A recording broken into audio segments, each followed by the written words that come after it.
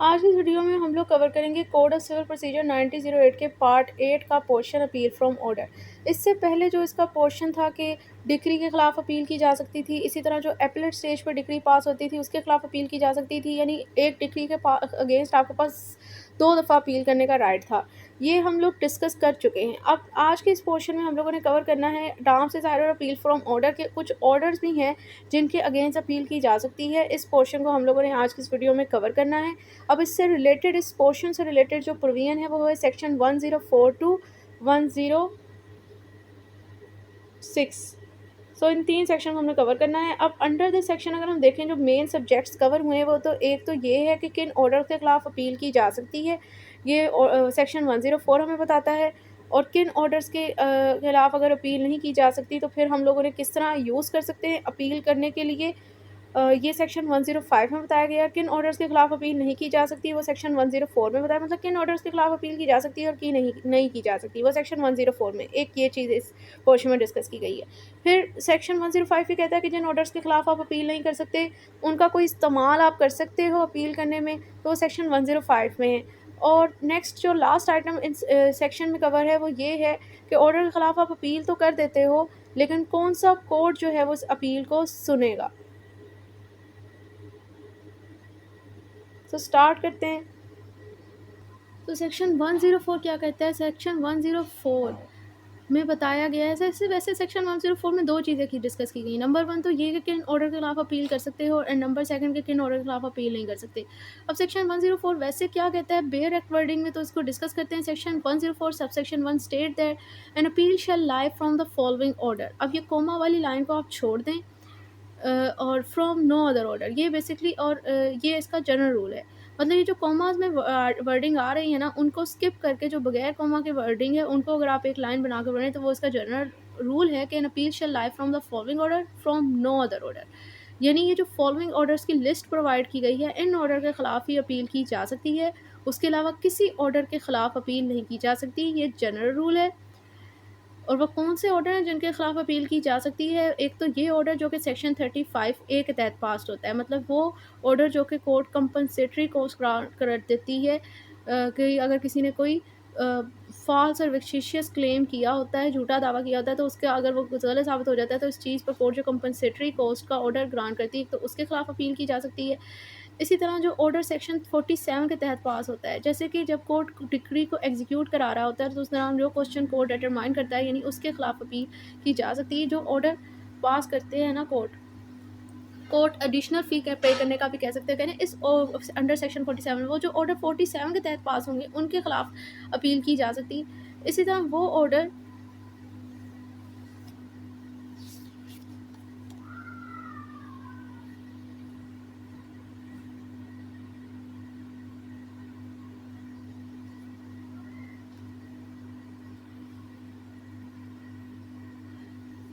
Next है an order under section 91 और 92 refuse to leave institute suit. और section 91 और 92 के तहत जो ऑर्डर पास हुआ होता है जो कि आपको रिफ्यूज़ करता है कि आप दावा दायर नहीं कर सकते, अगर तो इन सेक्शन के तहत कोई ऐसा ऑर्डर पास हुआ होता है तो आप उसके खिलाफ भी अपील कर सकते हो। जैसे सेक्शन 91 और 92 के तहत आप कोर्ट से ये परमिशन लेने चाहते थे कि वो आपको इजाज़त दे दे कि कोई जो पब्लिक चैरिटी के अंदर पब्लिक चैरिटी जो कि पब्लिक पर्पस के लिए इंस्टीट्यूट हुई है, कोई ट्रस्ट, उसमें जो है डिफ़ॉल्ट कोई पार्टी कर रही है और हम उसके ख़िलाफ़ मुकदमा करना चाहते हैं तो हमें इजाज़त दें। अगर कोर्ट आपको इजाज़त नहीं देती तो उसके अगेंस्ट, इसी तरह अगर कोई पब्लिक मैटर होता है और उसके मतलब आप दावा करना चाहते हो तब भी आपको कोर्ट से इजाज़त चाहिए सेक्शन 91 के तहत, और कोर्ट आपको इजाज़त ना दे, ऑर्डर पास कर दे, refuse to leave the institute का उसने ऑर्डर पास कर दिया, तो अब आप इसके खिलाफ अपील कर सकते हो अंडर सेक्शन 104। इसी तरह है कि जो ऑर्डर सेक्शन 95 के तहत पास होता है, सेक्शन 95 के तहत बेसिकली सप्लीमेंटल ऑर्डर्स ही पास होते हैं।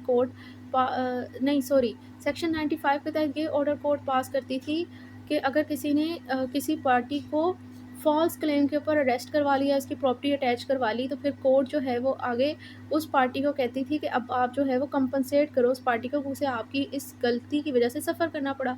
तो वो पार्टी जो इससे एग्रीड होगी ऑर्डर सेक्शन 95 के ऑर्डर के तहत, तो वो इस ऑर्डर के खिलाफ अपील कर सकती है। इसी तरह an order under any of the provision of this code imposing a fine or directing the arrest और detention of the civil prison. इसी तरह इस कोड की किसी प्रोविजन के तहत कोई ऑर्डर पास होता है जो कि फ़ाइन लगा रहा है, किसी पर्सन को जेल में डालने की डायरेक्शन दे रहा है, अरेस्ट करने की डायरेक्शन दे रहा है, तो उस सिचुएशन उस ऑर्डर के खिलाफ भी अपील की जा सकती है। एक्सेप्शन इसकी ये है वेयर सच अरेस्ट और detention is an execution of a degree.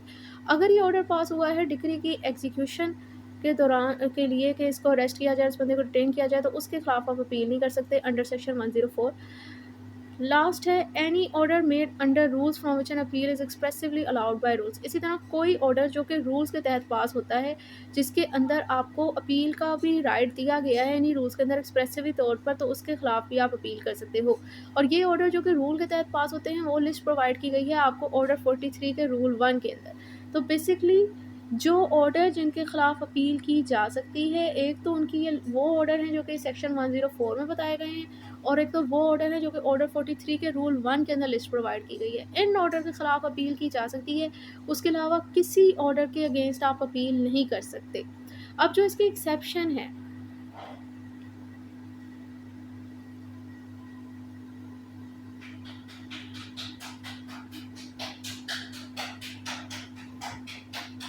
Exception हम बाद में डिस्कस करेंगे, पहले आप देख लें। अभी आपने देखा ना कि किन ऑर्डर्स के खिलाफ अपील की जा सकती है, वो लिस्ट आपको पता चल गई।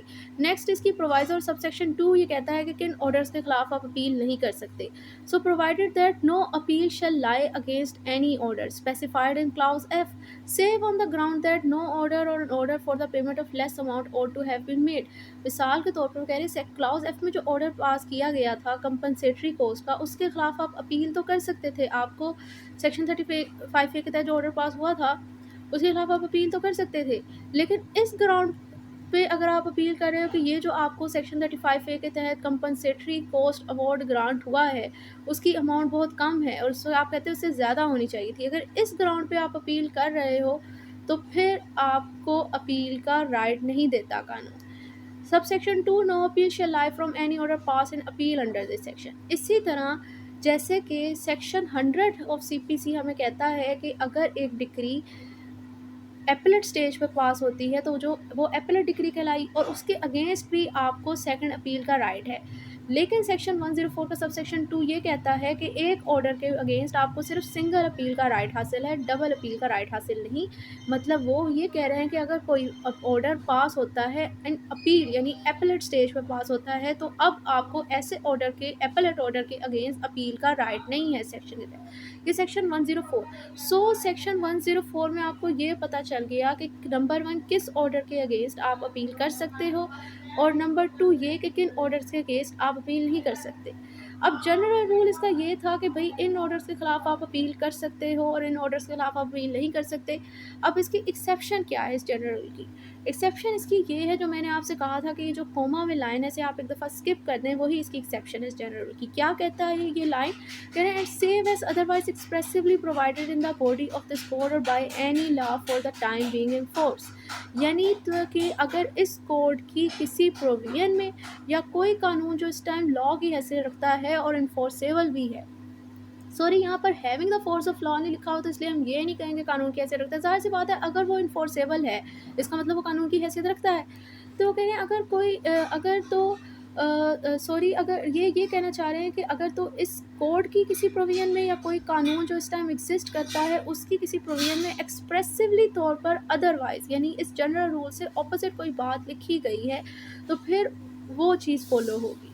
यानी कि अगर तो इसी कोड की कोई प्रोविजन है या कोई कानून एग्जिस्ट करता है और उसमें कोई और ऑर्डर भी हमें कह दिया जाता है कि इस पर भी अपील की जा सकती है जो कि इस लिस्ट में प्रोवाइड नहीं है, तो हम उस टाइम फिर उस ऑर्डर के केस भी हमें अपील का राइट होगा।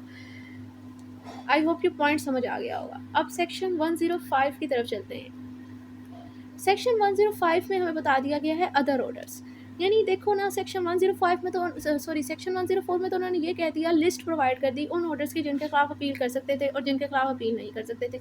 अब वो इनके अलावा जो दूसरे ऑर्डर्स होंगे जिनके बारे में ये साइलेंट है कानून है उन ऑर्डर्स के मतलब उनके अगेंस्ट आप अपील नहीं कर सकते। जो दूसरे जो लिस्ट में नहीं मेंशन ऑर्डर वो क्या कहलाएंगे? वो अदर ऑर्डर्स कहलाएंगे। तो कह रहे जो अदर ऑर्डर्स हैं उनके हवाले से अब आप अपील नहीं कर सकते, तो उनको अब आप किस तरह यूज़ कर सकते हो रिलीफ क्लेम करने के लिए। सेक्शन 105 इसके बारे में बताया रहा है आपको। सेक्शन 105 दो सब सेक्शन है।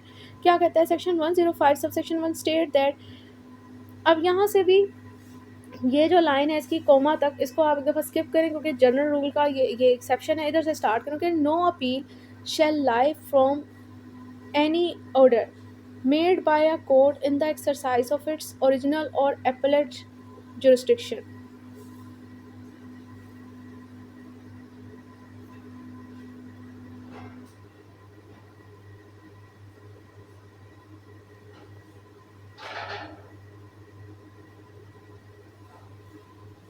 सो ये कह रहे हैं कि अगर कोई ऐसा ऑर्डर पास हुआ जो कि कोर्ट ने कब पास किया, अपनी ओरिजिनल और एपेलेट जुरिस्डिक्शन को पास की पावर को एक्सरसाइज करते हैं, मतलब या तो ट्रायल स्टेज पे कोर्ट ने ऑर्डर पास किया या फिर एपेलेट स्टेज पे कोई कोर्ट ने ऑर्डर पास किया जिस ऑर्डर के अगेंस्ट आपको अपील का राइट नहीं था, but where a decree is appeal from. But जब यही कोर्ट ने जो अपनी ट्रायल स्टेज पे अपील स्टेज पे जो डिक्री पास की, आप उसके अगेंस्ट जब अपील करते हो, एनी एरर डिफेक्ट और इरेगुलरिटी इन एनी ऑर्डर, उसके किसी डिफेक्ट एरर रेगुलरिटी थी इस ऑर्डर में जो कि affecting the decision of the case के डिसीजन पर भी इफेक्ट कर रही थी, may be set forth as a ground of objection in the memorandum of the appeal. तो अब इस सिचुएशन में बेशक हम उस ऑर्डर के अगेंस्ट तो हमें अपील करने का राइट नहीं था, लेकिन उसके अंदर कोई ऐसा डिफेक्ट और एरर था जिसके अंदर कोई जिसका इफेक्ट हुआ डायरेक्टली या इनडायरेक्टली तौर पर केस के डिसीजन में।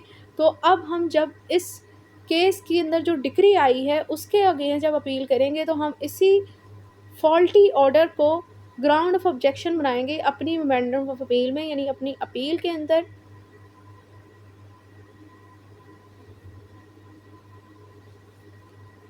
Subsection 2, not standing anything contain in subsection 1 where any. अच्छा, अब यहाँ पर इसका ये तो जनरल रूल था और साथ में इसमें बता दिया गया था सबसेक्शन 1 की तरफ ही आते हैं सबसेक्शन 2 को बाद में, क्योंकि save as otherwise expressively provided, मतलब अगर तो किसी जगह पर इसी जनरल रूल के ऑपोजिट तौर पर कोई ऑपोजिटली तौर पर एक्सप्रेसिव कोई प्रोविजन है जो कि इससे हट के कोई बात कर रही, तो उस टाइम फिर हम लोगों ने इस चीज़ को फॉलो करना है। Subsection 2, not standing anything contain in subsection 1, यानी सबसेक्शन 1 में जो भी बात की गई से जनरल रूल बताया उसे एक साइड पर रखें अभी। Where any party aggrieved by an order of remand made after the commencement of this code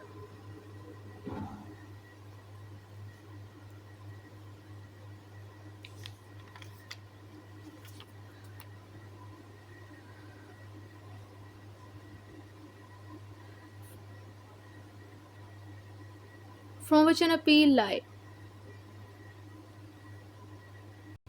वो ये कह रहे हैं कि अगर कोई पार्टी इस कोर्ट के आने के बाद कोई ऑर्डर ऑफ रिमांड आया और उसके अंदर वो अपने आप को एग्रीव्ड समझती है और उसके अगेंस्ट अपील भी की जा सकती है इसी ऑर्डर के खिलाफ, पर उसने अपील नहीं की, then he shall be thereafter be precluded from disputing it correctness. तो अब इस सिचुएशन में यही डिले डिफीट इक्विटी का पॉइंट हो जाएगा कि वो बाद में भी इसकी जो कि वो पहले क्लेम कर सकती थी, अपील कर सकती थी, उसने नहीं की, तो वो बाद में भी इसकी ऑर्डर की करेक्टनेस के हवाले से कोई डिस्प्यूट रेज नहीं कर सकती, उसे रोका जाएगा। प्रिक्लूडेड मीन उसे रोक दिया जाएगा ऐसा करने से।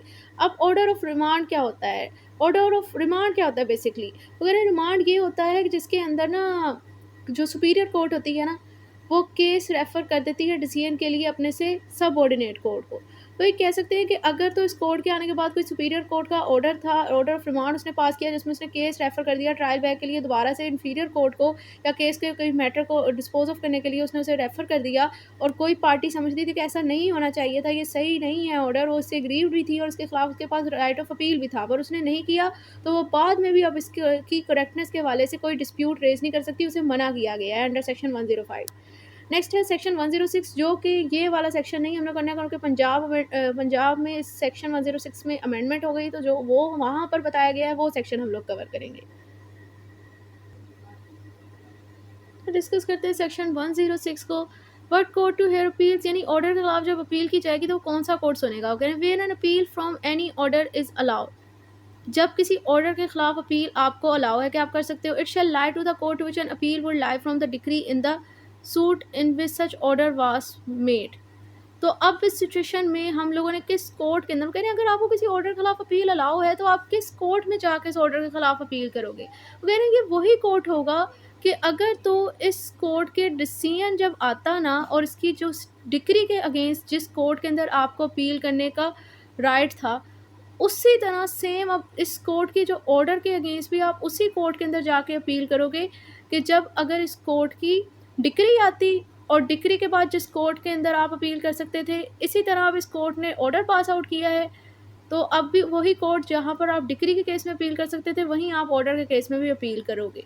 फिर it shall lie to the court to which an appeal would lie from the decree in the suit, मतलब ये वही कोर्ट होगा कि अगर इस कोर्ट के अंदर के किसी सूट के अंदर जो डिक्री पास होती और उस डिक्री के अगेंस्ट आपने जो जो अपील करने के लिए कोर्ट चूज़ करना था, तो अब ऑर्डर के केस में भी आप वही कोर्ट चूज़ करेंगे। मिसाल के साथ इसको समझते हैं कि मिसाल के तौर पर एक कोर्ट है, डिस्ट्रिक्ट कोर्ट है, उसके सूट दायर हुआ और अब उस सूट के अगेंस्ट जो है उसने डिक्री पास की। अब इस सूट के अंदर डिक्री पास की, क्योंकि डिक्री सूट में पास होती है, तो अब उस डिक्री के अगेंस्ट हमें अपील कहाँ करने का राइट था? हाई कोर्ट के अंदर। तो अब चूँकि अब हम लोगों ने यही समझते हैं कि डिस्ट्रिक्ट कोर्ट ने ऑर्डर पास आउट किया, तो अब इसकी डिक्री के अगेंस्ट अपील करने का राइट हाई कोर्ट में था, तो इस कोर्ट की ऑर्डर के अगेंस्ट भी अपील आप लोग हाई कोर्ट में ही करोगे।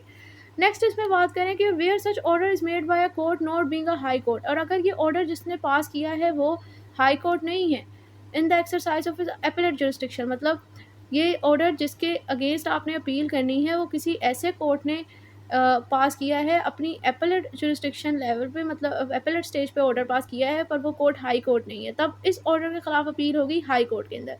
Subsection 2, a court shell decide an appeal under subsection 1 within a 30 day on the first appearance of the respondent, यानी ऑर्डर के अगेंस्ट जब अपील होती है तो अब इस सिचुएशन में अपील के अगेंस्ट मैटर को डिस्क्लोज करना होता है, ऑर्डर के अगेंस्ट अपील के मैटर को डिस्क्लोज करना होता है कोर्ट ने 30 दिन के अंदर अंदर, और ये 30 दिन काउंट होते हैं रिस्पोंडेंट की फर्स्ट डेट ऑफ अपीयरेंस से। यानी आप ये कह सकते हो कि सेक्शन 96 में जब डिक्री के अगेंस्ट अपील की जाती है तो अब आपके पास जो है वो टोटल 2 माह यानी 60 दिन का टाइम पीरियड होता है डिक्री के अगेंस्ट जब अपील होती है, तो अपील के मैटर को डिस्क्लोज करने के लिए, पूरी इसकी प्रोसीडिंग को डिस्क्लोज करने के लिए। लेकिन जब ऑर्डर के अगेंस्ट अपील होती है तब आपके पास 30 दिन का टाइम पीरियड होता है अपील वाली प्रोसीडिंग को डिस्क्लोज करने के लिए। तो इन दोनों के टाइम पीरियड में थोड़ा सा फ़र्क है। ये था सेक्शन 106।